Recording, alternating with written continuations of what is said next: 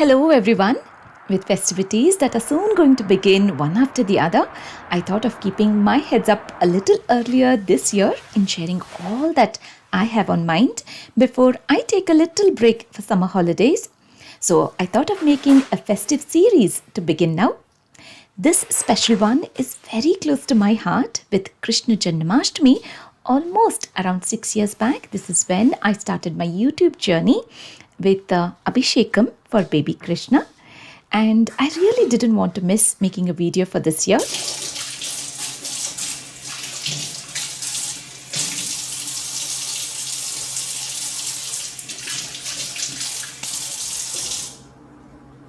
So I thought of making a cradle which is very simple, easy to make, that anyone can do using things that are readily available at home, and a simple festive thali to make baby Krishna happy.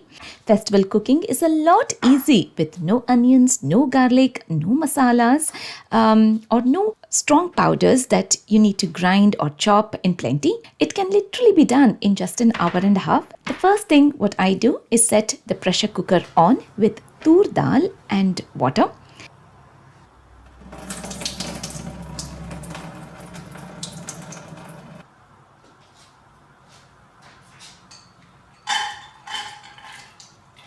I have washed and soaked the tur dal overnight as I'm making a drumstick rasam, nuggekai saru.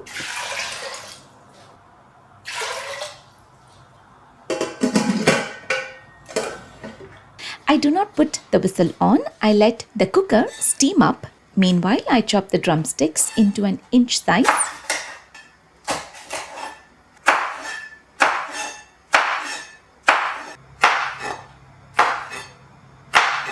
And once you see the steam coming up, this is when you need to be very, very careful. You need to turn off the flame, let the pressure down, and then open up the lid carefully, add in the drumsticks, and set the pressure cooker on for one whistle.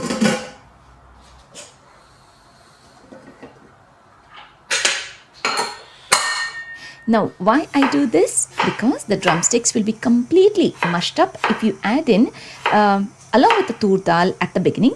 This way the drumsticks will retain the shape and also will be softened with them being firm in their shape.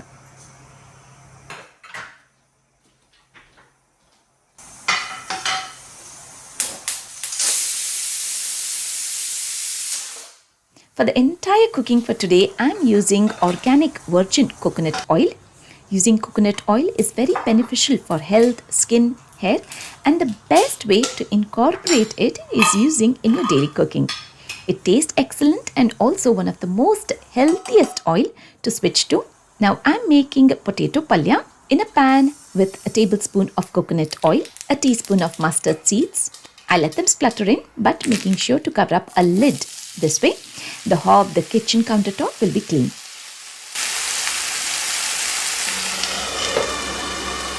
Curry leaves, 6 chopped potatoes in cubes. I sprinkle in very little of salt, give it a stir, and cover it up with a lid that has a steam, in which way the potatoes will be done very fast without having the need of adding in a lot of oil. I stir them occasionally.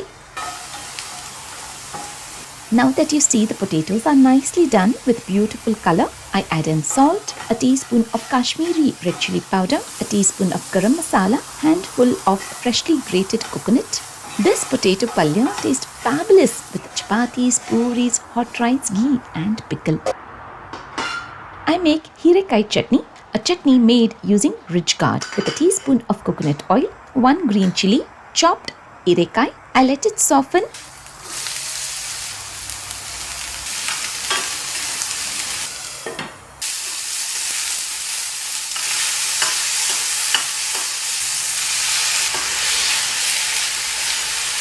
And then add in a handful of mint leaves, turn off the flame, I combine it well, adding in salt and grated coconut. We'll let it cool down completely before grinding it into a chutney.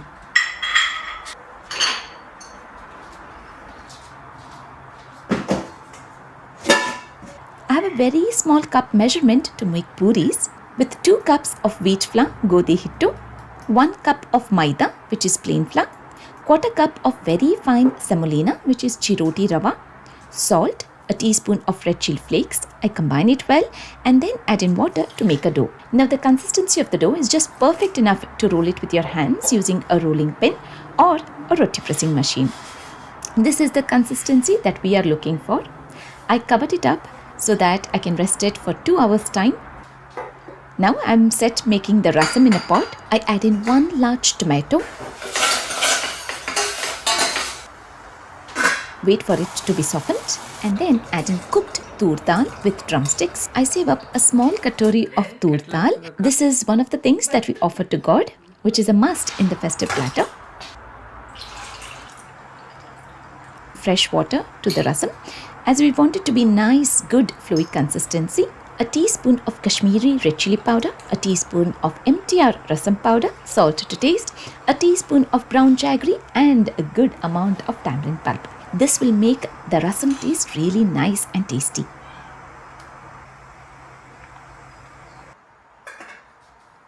I make the tadka for the rasam with a teaspoon of coconut oil, half a teaspoon of mustard seeds, half a teaspoon of jeera, curry leaves and hing.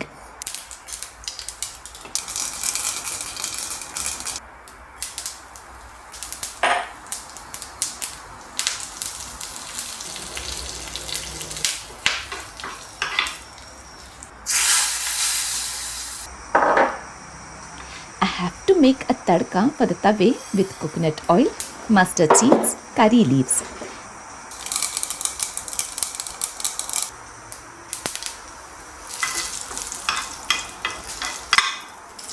And I add in salt and fresh lime as well to the tawe.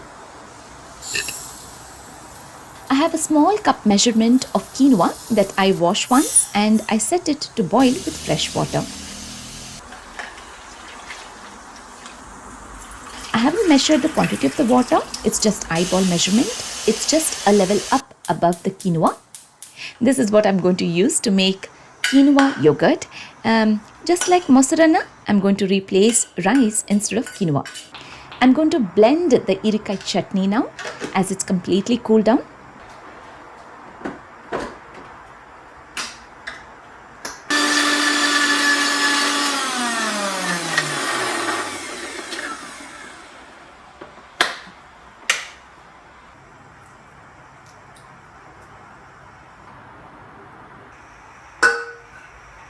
I take around half a cup of rice that is pressure cooked so that I can make kobri anna, coconut rice.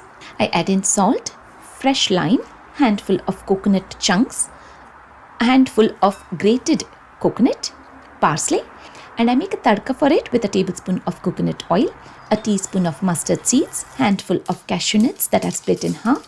Once they start to change the color, that's when I add in a teaspoon of chana dal, urad dal, 1 green chili, curry leaves and freshly crushed pepper powder.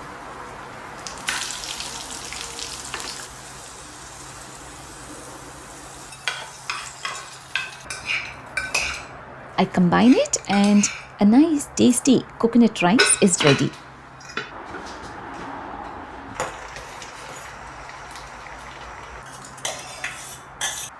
The quinoa is cooked. To this I add in salt, oat milk, Greek style yogurt. It's a healthy way of eating yogurt quinoa instead of mozzarella, instead of rice. We can substitute it with quinoa. Now to make a tadka, I add in coconut oil, mustard seeds, chana dal, urad dal, curry leaves.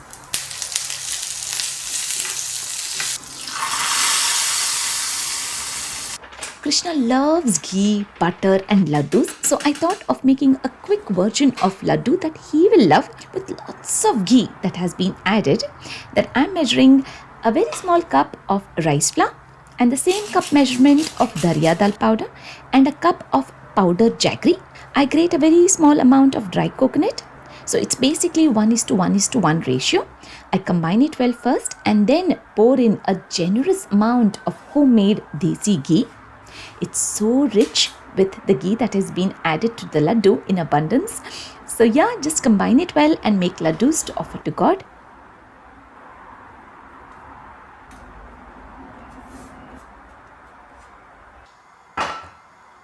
Now to make garma garam piping hot puris, I use my roti pressing machine. I'm using the big size of roti pressing machine, which is 12 by 12 inches. This comes in very helpful and useful in making nippattu, puris, pulkas that you can make at once together, 4 of them, making it faster and easier to work in kitchen, especially when you have large number of people gathering parties. And even at home, this makes it super fast because you're just going to press down once to make 4 puris. This is the number that you can contact to get roti pressing machine for yourself. I'm leaving a number on the screen now.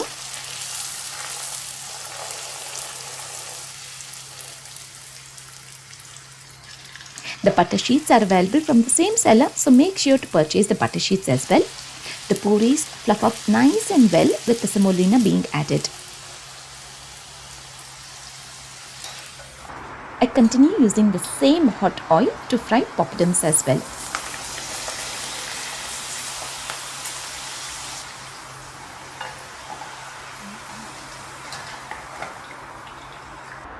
Very easy festive cooking that you can offer to God for any of the festivals that you are celebrating.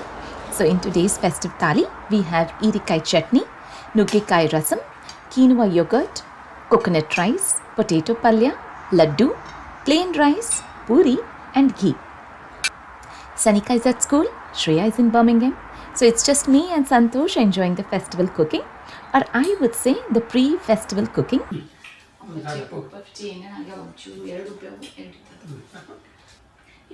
Everything tasted so good that I'm craving to eat it again on actual festival celebration day. And after all the good food, which is actually quite easy to digest with no masalas, and you just find everything so good, made at home with coconut oil, healthy.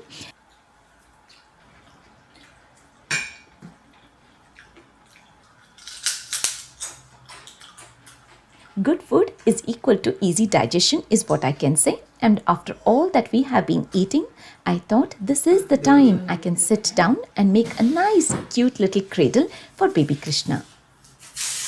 So I have used 2 pairs of disposable chopsticks, paints, brushes that I could gather, piece of plastic sheet that I can keep the chopsticks so that I can easily paint on them.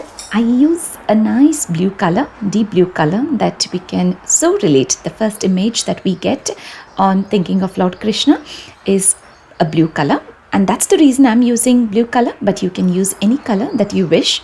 I just paint the color on the chopsticks all over on all sides.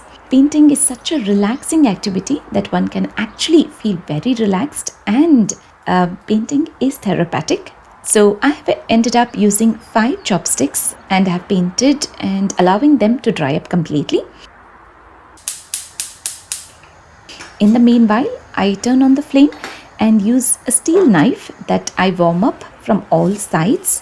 When it's really nice and hot, that's when you can actually slide in the thermocol piece. A hot knife is so easy to cut a thermocol piece.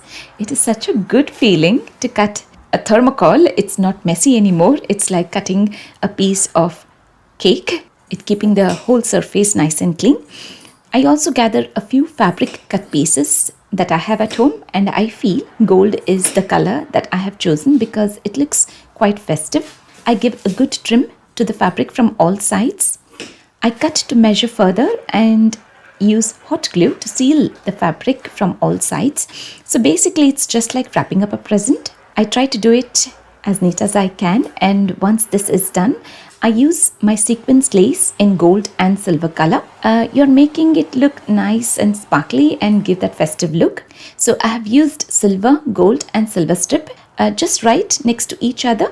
I've used hot glue for all of them so that it will stay nice and strong and firm. I do this on both the sides, and now that the chopsticks are dry, I use white paint, just giving simple dots all over the chopsticks from the top to the bottom, just on one side. One doesn't have to be artistic or creative. This is a very simple idea that anyone can do at home. But when you're doing, try and use a fine point brush for this. In combination, you can use a gold paint. I give gold dots in between the white dots, covering up the whole of the chopsticks. Just simple dots, making it look so beautiful is what I can say. 2 bells and 1 string attaching them and keeping the thread and the needle still intact because I'm going to fix them later. Let's tie the chopsticks together now. So we are just going to keep it parallel to each other and making a small triangle at the top, tying it securely with a string. We're looking for a rustic look, so using a string to tie, and we're just going to keep it to this very natural look. I use hot glue now for the chopsticks to hold on to the thermocol base, and I use the 5th chopstick on top to hold both the chopsticks at the side. This is going to balance it well. This is giving it a proper swing look. Now before I do that, I actually realize I need to fix the bells as well. So I just pierce the needle onto the string on both the sides of the swing and fix the bells. It has this really nice cute sound as well coming from the bells. And once I'm done with that, I'm using a gold glitter sheet. I cut a small rectangular section, giving a fold on all 4 sides and trim just the section that needs to be folded. I give a fold and seal the bits to hold them together firmly. I use hot glue for this. I have some diamond glass pieces that looked really nice as I kept them on the thermocol piece. Sequins glass pieces are the ones that you can use for the festival decoration. I've also got some gemstones and fabric glue that I'm going to glue onto the basket or the chula. We want Krishna's cradle to look nice and glittery.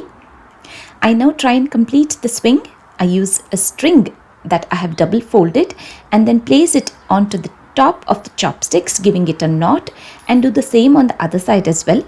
I've attached the lower ends of the string to the basket with hot glue, cotton as the base. I get into the garden quickly and looking for very small tender leaves, and I've also gathered some white tiny cute little flowers. You can gather anything, not necessarily the ones that I have the same leaves and flowers that you need to use. You can use any flowers, any kind of leaves that you fancy for this decoration, and when you use fresh flowers and greens, this is when the whole Krishna's Jhula, Krishna's cradle will look beautiful and elegant. Nothing can take over the freshness of natural flowers and leaves. So I decorate the top section of the swing with green tender leaf and some white flowers here and there. Luckily, I found a peacock feather the other day in the Asian store, so I picked one. I have trimmed the end, placed it on a thermocol piece that is painted in silver. It's a nice big block of thermocol piece I've used earlier in my videos. I further decorate it with the leaves that are hanging from the top section towards the down, and this looks absolutely beautiful. And also covered the ends where you can see the glue with leaves and flowers. So basically you have some section to place a prasadam as well in front, and also keep your abhishekam pots at the back. I have used green and white for today's decoration, but you can use any color flowers and leaves of your choice.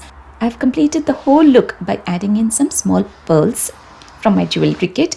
It is a comfy and a pampered feeling for baby Krishna to be in the cradle. 6 years back, this is how I started my YouTube journey, doing Abhisheka for baby Krishna, and ever since then I have been making cradles, homemade cradles for baby Krishna every Janmashtami, and the love that you all have showered me ever since then has always been growing, and I'm so happy and grateful and thankful for each one of you. Creating cradles for baby Krishna every year, and this is another beautiful version of cradle for this year, this Janmashtami, and I feel lucky and blessed to be having a creative mind and able to share all my thoughts and my creation with you all. I really hope you found this video very useful in creating a thali for baby Krishna and a jhula made at home with lots of love, and eagerly waiting for his arrival for this Janmashtami. Happy festival, everyone.